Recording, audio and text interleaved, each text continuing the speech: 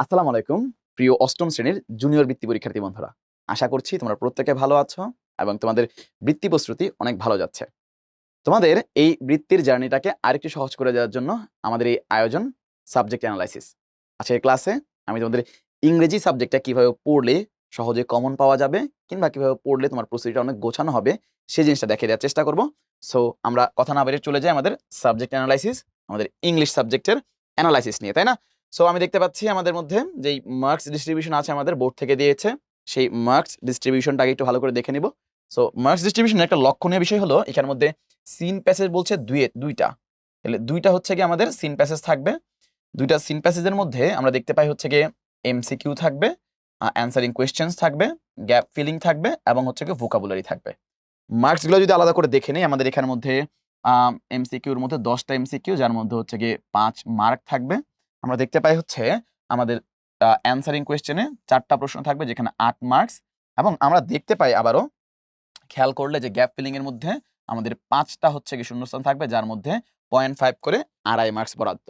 আমরা দেখতে পাই ভোকাবুলারির ক্ষেত্রেও সেম, আমরা এখানে দেখতে পাই যে 5টা শূন্যস্থান থাকবে, যার মধ্যে হচ্ছে গিয়ে 0.5 করে টোটাল 2.5 মার্কস কিন্তু বরাদ্দ থাকবে। তার মানে তুমি সিন প্যাসেজ 1, সিন প্যাসেজ 2 তে 5 আর 13, 13 5 18 মার্কস কিন্তু পেয়ে যাচ্ছ, যেটা তোমার পুরো রিডিং টেস্টের মধ্যে কিন্তু 40 মার্কস। মানে টোটাল মোটামুটি সিন প্যাসেজটা যদি ভালো করে পড়তে পারো 50% মার্কস কিন্তু তুমি রিডিং টেক্সটের এই আমাদের সিন প্যাসেজ থেকে পেয়ে যাবা। যেমন হচ্ছে সিন প্যাসেজগুলো একটু ভালো করে অ্যানালাইসিস করা জরুরি। চলো তাইলে আমরা দেখি সিন প্যাসেজগুলা কিভাবে পড়বো, কোন সিন প্যাসেজটা কতটুকু গুরুত্ব দিব, কোন সিন প্যাসেজটাকে আমরা প্যাসেজের জন্য বেশি গুরুত্ব দিতে পারি, কোনটার জন্য একটু কম গুরুত্ব দিতে পারি।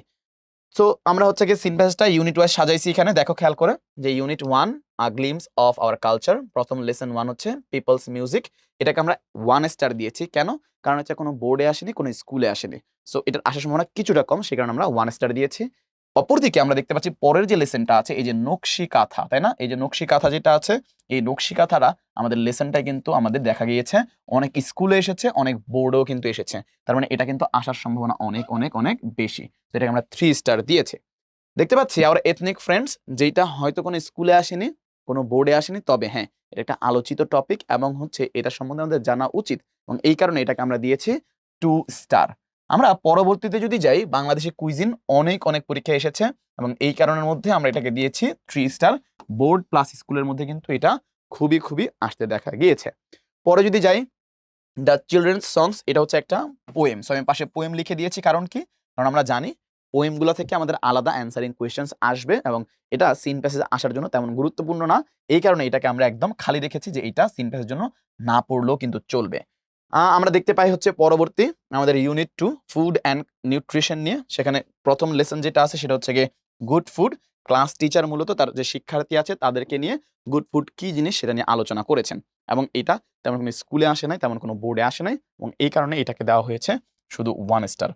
বাকি যে লেসনগুলো আছে এই ইউনিটের, kinds of food, our daily diet, আর ডেলিশিয়াস ডিশ কিংবা লিটল প্লান্ট, এগুলো একটাও প্যাসেজ আকারে দেওয়া নাই। হয়তো কোনোটা শূন্যস্থান দেওয়া হয়েছে শুধু, হয়তো কোনোটা একটা ডায়ালগ আকারে দেওয়া হয়েছে, হয়তো কোনোটা পোয়েম আকারে দেওয়া হয়েছে। যে কারণে এগুলো একটাও কিন্তু প্যাসেজ আকারে আসার মতো না এবং প্রত্যেকটাকে খালি রাখা হয়েছে। যদি আমরা ইউনিট 3 তে চলে যাই, হেলথ অ্যান্ড হাইজিন, যার মধ্যে হেলথ যেই প্যাসেজটা আছে মোটামুটি কয়েকটা স্কুলে এসেছে এবং এই কারণে আমরা এটাকে 2 স্টার রেখেছি। আমাদের ওডিয়ন সলিটিউড, এটা হচ্ছে পোয়েম, সেই কারণে এটা প্যাসেজ আকারে আসতে পারবে না এবং এই কারণে এটাকে আমরা খালি রেখেছি। আমরা দেখতে পাচ্ছি হাইজিন, এই লেসনটা অনেক অনেক গুরুত্বপূর্ণ এবং অনেক অনেক কিন্তু বোর্ড প্লাস স্কুলে কিন্তু এটা এসেছে এবং এই কারণে এটাকে আমরা দিয়েছি একদম মোটা 3টা স্টার, তাই না? চলে যাই আমাদের লেসন 4 এ, যেখানে হচ্ছে গিয়ে এই ডায়ালগ, একটা ডায়ালগ আছে। আমরা জানি ডায়ালগগুলা সাধারণত প্যাসেজ আকারে আসবে না, সেই কারণে এটা খালি রেখেছি। এ লেটার কিংবা ফিজিক্যাল এক্সারসাইজ কিংবা এ হেলদি অ্যান্ড হ্যাপি ফ্যামিলি, এগুলা কিন্তু প্যাসেজ আকারে আসার মতো না, সেই কারণে কোনোটা 1 স্টার কিংবা কোনোটা আমরা খালি রেখেছি। লাস্টে আমরা হচ্ছে গিয়ে মেকিং আ ক্লাস কমিটি, এটাও কিন্তু কোনো স্কুলে হয়তো আসেনি, তবে হ্যাঁ, এটা কিন্তু আসার মতো, কারণ এখন তোমাদের স্কুলের মধ্যে সামষ্টিক কাজ, দলগত কাজ, এগুলোর মধ্যে কিন্তু অনেক গুরুত্ব দেওয়া হচ্ছে এবং এক্সট্রা কারিকুলার যে অ্যাক্টিভিটিস গুলো আছে সেখানেও কিন্তু তোমাদের গুরুত্ব দেওয়া হচ্ছে এবং এই কারণে এটাকে আমরা দিয়েছি মোটা দাগে 2 স্টার। আমরা দেখতে পাই হচ্ছে পরবর্তী যে ইউনিট আছে চেক ইউর রেফারেন্স, যেটা মূলত ডিকশনারি থেকে ইংরেজি শব্দ খুঁজে বের করা, শব্দের মিনিং কিংবা ডিকশনারি কিভাবে ইউজ করতে হবে সেই নিয়ে আলোচনা করা হয়েছে, এবং এইটার ক্ষেত্রে দেখা যায় এখানে তেমন কোনো প্যাসেজ কিন্তু নাই যেটা সিন প্যাসেজ আকারে আসতে পারে। তো এই কারণে প্রথমটা introducing a table of contents, এটাকে দিয়েছি আমরা কোনো প্যাসেজ আসবে না এখান থেকে, সে কারণে হচ্ছে খালি রেখেছি। অ্যান্ড বাকি যে লেসনগুলো আছে, লেসন 2, 3, 4, 5, সিনোনিম, অ্যান্টোনিম কিংবা একটা শব্দের মিনিং কি কিংবা হচ্ছে কি কিভাবে আসলে একটা ওয়ার্ড আমরা ডিকশনারি থেকে খুঁজে বের করব, এগুলো প্যাসেজে আকারে সিন প্যাসেজ কিন্তু আসতে পারে না, সেই কারণে হচ্ছে আমরা 1 স্টার করে দিয়েছি, গুরুত্ব একটু কম।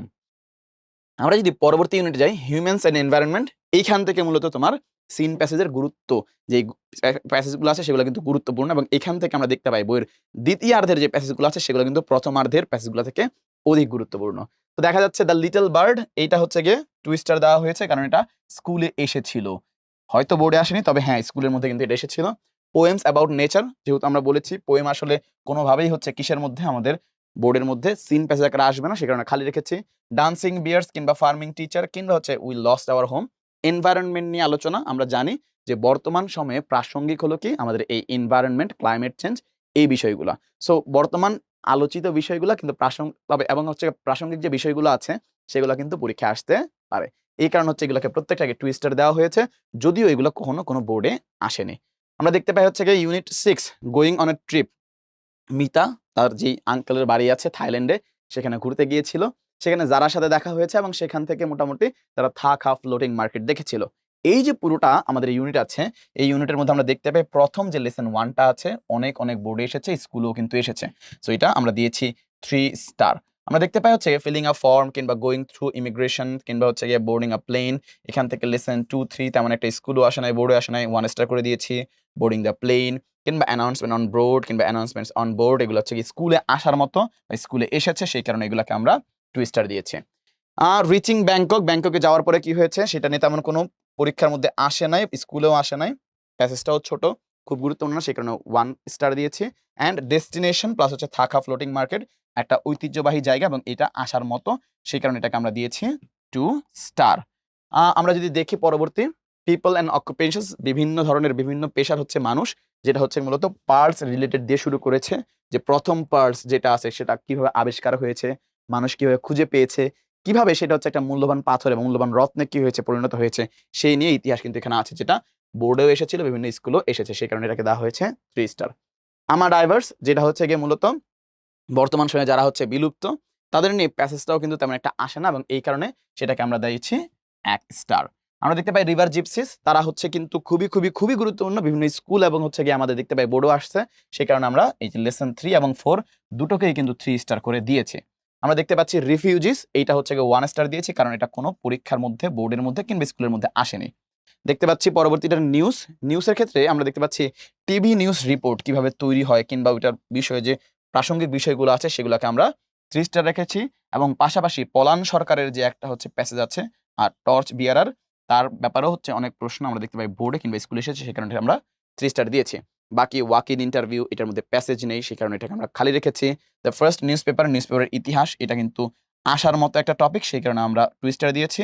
হোয়াট ইজ নিউজ, কোনো স্কুল কিংবা কোনো বোর্ডে আসেনি এবং আসার ক্ষেত্রে হয়তো কম গুরুত্বপূর্ণ, সেই কারণে আমরা এটাকে 1 স্টার দিয়েছি। পরে যদি দেখি আমরা পরের অংশটাতে, আমাদের যে ইউনিট 9 আছে, এখান থেকে আমাদের দ্য হুইল, যে চাকা আবিষ্কার হয়েছে, সেইটা স্কুলের মধ্যে এসেছে কিন্তু বোর্ডে এখন পর্যন্ত আসেনি এবং এটা পটেনশিয়াল বোর্ডের মধ্যে আসার মতো, সেই কারণে এটাকে আমরা মার্কস দিয়েছি বা স্টার দিয়েছি হচ্ছে গিয়ে 2। আমরা দেখতে পাচ্ছি হচ্ছে গিয়ে হিস্টোরি অফ হুইল, কিভাবে চাকা আবিষ্কার হয়েছে, সেইটা আমরা দেখতে পাই হচ্ছে গিয়ে তেমন একটা আমাদের পরীক্ষার মধ্যে আসে না বোর্ডে এবং স্কুলে, সেই কারণে আমরা দিয়েছি 1 স্টার। আমরা পরবর্তীতে যদি দেখি the first wheel on earth, bullet train কিংবা এগুলার হচ্ছে গিয়ে আমাদের যে উদ্ভাবন আছে সেটা কিন্তু পরীক্ষার মধ্যে আসার মতো, সেই কারণে আমরা এটাকে দিয়েছি 2 স্টার।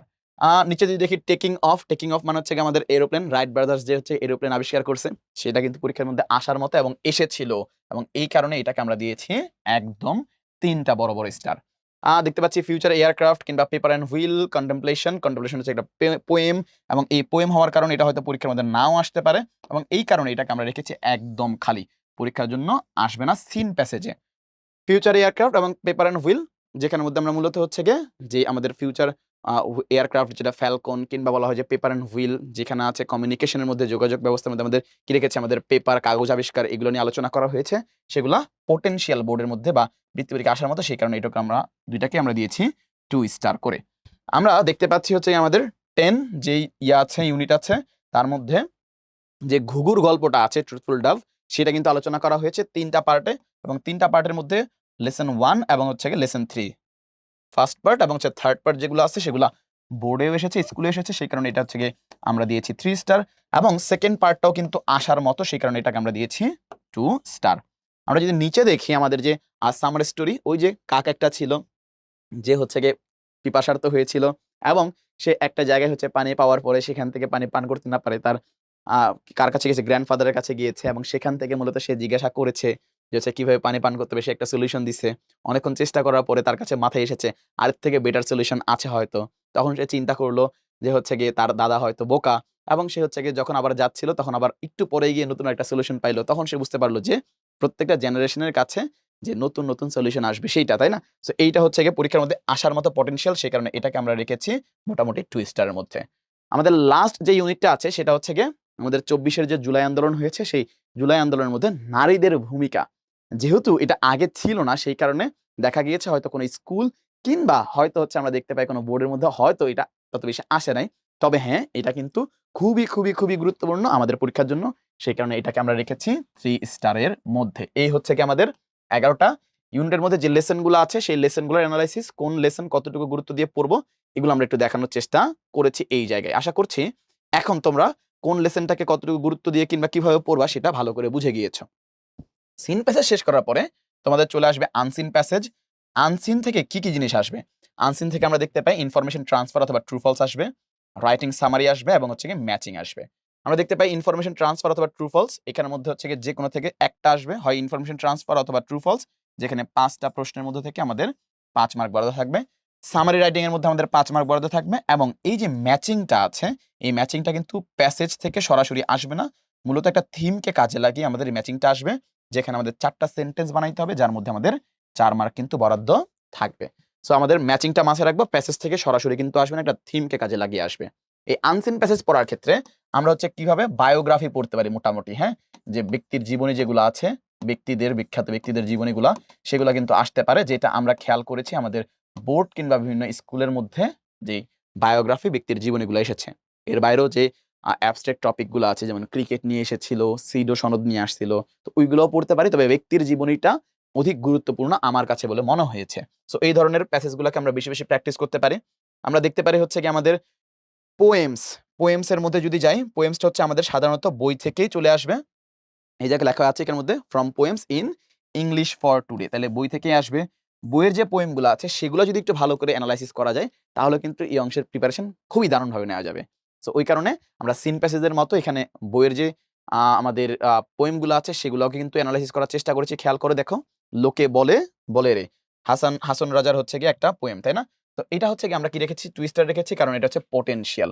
পরীক্ষার মধ্যে স্কুলের ক্ষেত্রে হয়তো খুব বেশি স্কুলে আসে নাই, বোর্ডে তো আসবে না, কারণ হচ্ছে গিয়ে আগে এটা ছিল না যখন বোর্ড পরীক্ষা ছিল। পাশাপাশি হচ্ছে গিয়ে জসীমউদ্দিনের নকশি কাঁথার মাঠ পরীক্ষার মধ্যে আসার মতো কিন্তু, সেই কারণে ২ টাকেই আমরা রেখেছি আমাদের 2 স্টারের মধ্যে। আমরা দেখতে পাই আমাদের চিলড্রেন সংস কিংবা হচ্ছে গিয়ে আমাদের লিটল প্লান্ট যে এনভায়রনমেন্ট রিলেটেড, এগুলা কিন্তু অনেকগুলা স্কুলে এসেছে এবং এই কারণেই আমরা এগুলাকে দিয়েছি 3 স্টার করে। আমরা দেখতে পাচ্ছি আমাদের যে ওরিয়ন সলিটিউড কিংবা something told the old wild গিজ, এইটা কিন্তু আমাদের টুকটাক পরীক্ষার মধ্যে আসতে পারে, কিছু স্কুলের মধ্যে এসেছে এবং এই কারণে এগুলাকে আমরা দিয়েছি মোটা দাগে ২ টা করে স্টার। আমাদের এর পরবর্তী যে গ্রিন স্কেপ আছে এটাও কিন্তু আমাদের নেচার রিলেটেড, সেই কারণে হচ্ছে গিয়ে 2 স্টার দেওয়া হয়েছে। এবং দ্য নিউজ এবং কন্টেমপ্লেশন, তেমন একটা স্কুলে আসে নাই, কোনো হচ্ছে গিয়ে বোর্ডে তো আসার প্রশ্নই আসে না, কারণ হচ্ছে গিয়ে তখন বোর্ড পরীক্ষা ছিল না এবং এই কারণে হচ্ছে গিয়ে আমাদের কি হয়েছে, এখানের মধ্যে আমাদের হচ্ছে গিয়ে 1 স্টার করে দেওয়া হয়েছে। এই হচ্ছে গিয়ে পোয়েমগুলোর এনালাইসিস, কিভাবে আসলে পোয়েমগুলা পড়লে কোন পোয়েমকে কতটুকু গুরুত্ব দিয়ে তুমি পড়বা সেইটা আমরা এখান থেকে দেখতে পাই। পোয়েমটা শেষ করার পরে তুমি চলে যাবা হচ্ছে গিয়ে কোথায়? পোয়েমটা শেষ করার পরে তুমি চলে যাবা তোমার গ্রামার পার্টের মধ্যে। গ্রামার পার্টে কি আছে? গ্রামার পার্টটা শুরু হবে মূলত কি দিয়ে? এই ৯ নম্বর দিয়ে শুরু হবে। যেখানে মূলত কি থাকবে? উইথ অথবা উইথ ক্লুজ। মানে হয় উইথ ক্লুজ আসবে অথবা সেখানে আসতে পারে কি? Without clues. যেকোনো একটা কিন্তু আসতে পারে। ২ টা যেটাই আসুক না কেন সেখানের মধ্যে আমাদের শূন্যস্থান থাকবে কয়টা? ১০ টা। ১০ টার মধ্যে মার্কস থাকবে প্রতিটা শূন্যস্থানে ০.৫ করে, যেখানে টোটাল মার্কস থাকবে হচ্ছে গিয়ে ৫। মানে প্রত্যেকটার জন্য ০.৫ করে থাকবে ১০ টা শূন্যস্থানের। এবং সেগুলা কিসের ভিত্তিতে আসবে? পার্ট অফ স্পিচ এর ব্যবহার কিন্তু আসবে সেখান থেকে। আমরা দেখতে পাই সেখান থেকে আসতে পারে ইউস অফ আর্টিকেল, আর্টিকেলের ব্যবহার এবং আমরা দেখতে পাই হচ্ছে গিয়ে এখানে প্রিপজিশন এর ব্যবহার। সো এই তো ৩ ধরনের হচ্ছে গিয়ে আমাদের ব্যবহারগুলো বলছে। পার্ট অফ স্পিচ বলতে নাউন, অ্যাডজেক্টিভ, ভার্ব, অ্যাডভার্ব এগুলোর ব্যবহার এবং পাশাপাশি আর্টিকেল প্রিপোজিশনকে একটু আলাদা করে বলেছে। মানে আর্টিকেল প্রিপোজিশনের ব্যবহার শূন্যস্থান কিন্তু অবশ্যই থাকবে। ২ টা হইতে পারে, ৩ টা হইতে পারে। এর পাশাপাশি নাউন, অ্যাডজেক্টিভ, ভার্ব, অ্যাডভার্ব সেগুলোর ব্যবহারও কিন্তু এখানে থাকবে। আমরা দেখতে পাচ্ছি সাবস্টিটিউশন টেবিল। এই সাবস্টিটিউশন টেবিল যেটা আছে এটা মোটামুটি কিসের মতো? আমাদের কিন্তু এই যে ম্যাচিং আমরা পড়েছিলাম এই ম্যাচিং এর মতো কিন্তু। এবং এই ম্যাচিং এ হচ্ছে ৪ মার্ক থাকবে, কিন্তু এই সাবস্টিটিউশন টেবিলের মধ্যে আমাদের থাকবে ৫ মার্ক। সো ম্যাচিং এবং সাবস্টিটিউশন টেবিলের প্রিপারেশনটা একইভাবে নেওয়া উচিত। যদিও লেখার কিছুটা হচ্ছে গিয়ে তারতম্য আছে, তবে দুইটাই থিম বেসড হয় সাধারণত এবং ওই থিমের উপর ভিত্তি করে আমাকে সেন্টেন্সগুলো বানাইতে হয়। সো ২ টা প্রিপারেশন একসাথে তোমরা নিতে পারো। এর বাইরে আমরা দেখতে পাই হচ্ছে right form of verb. Right form of verb এর মধ্যে ক্ষেত্রে আমরা খেয়াল করতে পারি যে রাইট ফর্ম অফ ভার্ব হয়তো বেসিক সাবজেক্ট ভার্ব এগ্রিমেন্টের রুলগুলা, প্রিপোজিশনের পরে হচ্ছে গিয়ে কিভাবে আমাদের ভার্বের ফর্মটা নির্ধারিত হবে, কিংবা অ্যাক্টিভ ভয়েস, প্যাসিভ ভয়েসের যে বেসিক রুলগুলো আছে সেগুলো থেকে কিন্তু রুলগুলা পড়তে পারে। এবং এরপরে একটা বড় টপিক যেখানে আসলে 10 মার্কস থাকবে, সেটা হচ্ছে গিয়ে আমাদের চেঞ্জিং সেন্টেন্স। চেঞ্জিং সেন্টেন্সটা কিসের উপরে? টেন্সের উপরে হইতে পারে। চেঞ্জিং সেন্টেন্সটা কিভাবে হইতে পারে? চেঞ্জিং সেন্টেন্সটা হইতে পারে অ্যাফার্মেটিভ এবং হচ্ছে নেগেটিভ সেন্টেন্সের কিন্তু চেঞ্জ হইতে পারে। আমরা দেখতে পাই হচ্ছে এছাড়া যে আমাদের ৫ ধরনের সেন্টেন্স আছে, অ্যাসারেটিভ, ইন্টারোগেটিভ, তারপর হচ্ছে গিয়ে অপটেটিভ, কিংবা আমাদের ইম্পারেটিভ কিংবা এক্সক্লেমেটরি। এই ৫ ধরনের সেন্টেন্সের চেঞ্জ কিন্তু আসতে পারে। হয়তো টেন্সের ধরো কথার কথা ২ থেকে ৩ টা সেন্টেন্স থাকলো, অ্যাফার্মেটিভ নেগেটিভ এর ক্ষেত্রে হয়তো ২ টা থেকে ৩ টা থাকলো। বাকিগুলো হয়তো অ্যাসার্টিভ, ইন্টারোগেটিভ, অপটেটিভ, ইম্পারেটিভ এবং এক্সক্লেমেটরি সেন্টেন্সের পারস্পরিক পরিবর্তনগুলো থেকে আসতে পারে। এবং এখানে ১০ টা সেন্টেন্সের মধ্যে থেকে আমাদের ১০ মার্ক কিন্তু বরাদ্দ থাকবে। গ্রামারের একদম শেষ যেটা আছে এই শেষটা হচ্ছে কি দিয়ে হবে? তোমার পাংচুয়েশন দিয়ে হবে। বোর্ডের যে হচ্ছে গিয়ে আমাদের নির্দেশনা আছে সেই অনুসারে আমাদের এই পাংচুয়েশনে হচ্ছে ১০ টা মিস্টেক থাকবে।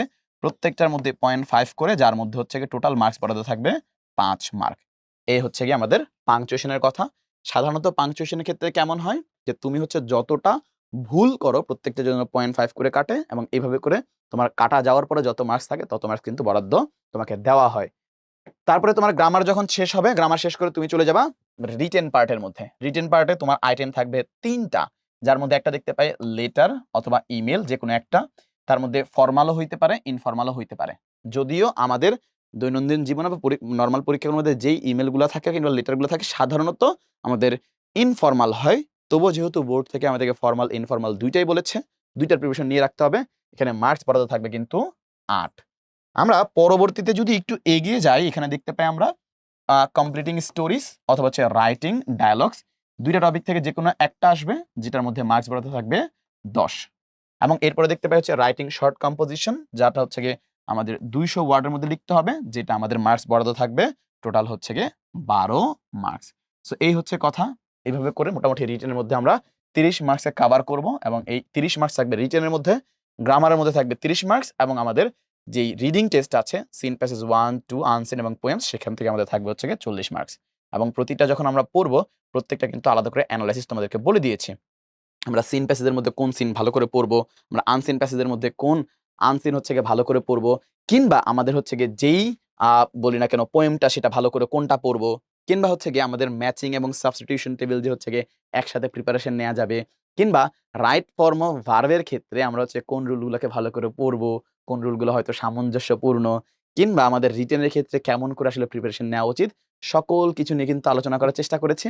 আশা করতেছি এই সাবজেক্ট অ্যানালাইসিস যে ভিডিওটি আছে সেটি দেখে তোমরা পুরো সাবজেক্ট সম্বন্ধে একটা ধারণা পাবে এবং তোমরা তোমাদের প্রস্তুতি নিতে এই সাবজেক্ট অ্যানালাইসিস ভিডিওটি সহায়ক হিসেবে ব্যবহার করতে পারবে। তোমাদের সকলের জন্য অনেক, অনেক শুভকামনা জানিয়ে শেষ করছি আজকের এই ক্লাসটি। সবাই ভালো থাকো, সুস্থ থাকো। আল্লাহ হাফেজ। আসসালামু আলাইকুম।